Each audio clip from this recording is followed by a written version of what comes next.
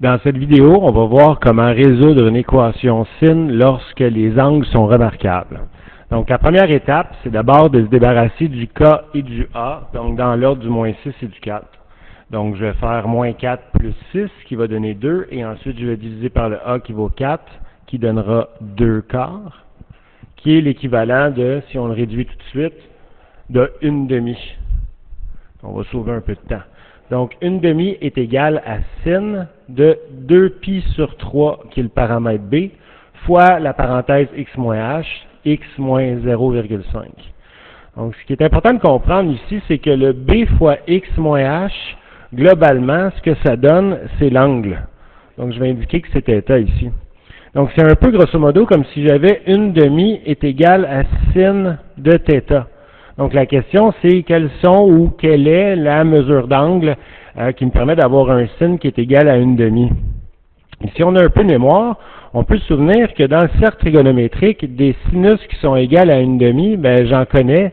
En fait, il y en a deux. Je vois ici atteint par une première mesure d'angle qui est de pi sur 6.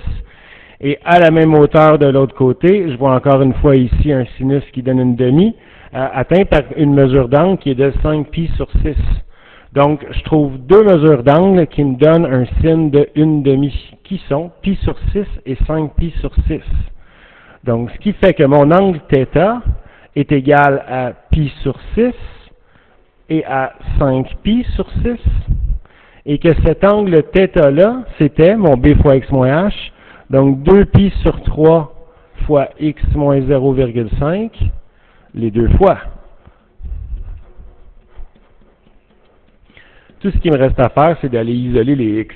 Donc, je peux diviser par pi des deux côtés, donc j'ai plus de pi. Ensuite, je vais faire fois 3 pour me débarrasser du 3. Donc, et ensuite, je diviserai par 2. Donc, le 3 va aller ici, ça deviendra 3 sixièmes.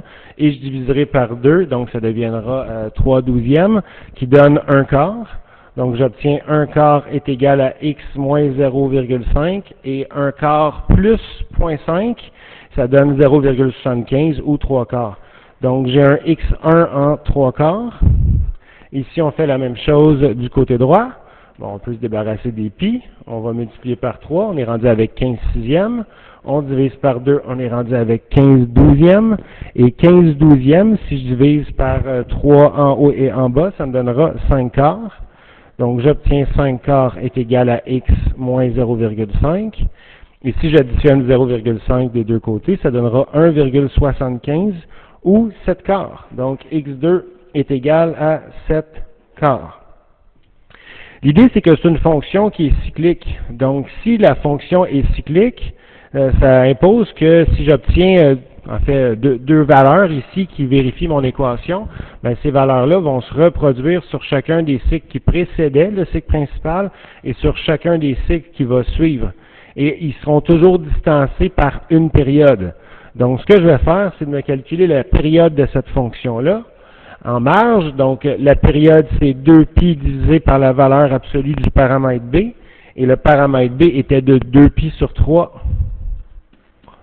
Donc, les 2pi s'annulent, comme si on multipliait par l'inverse de la deuxième, et ça donne une période de 3.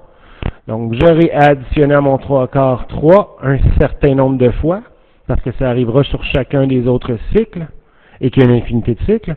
Même principe pour le 7 quarts, plus 3 un certain nombre de fois, où le n appartient aux entiers relatifs. Donc, il faut absolument que le nombre de périodes soit un nombre entier, qu'il soit positif ou négatif, ça importe peu, mais ça doit être un entier.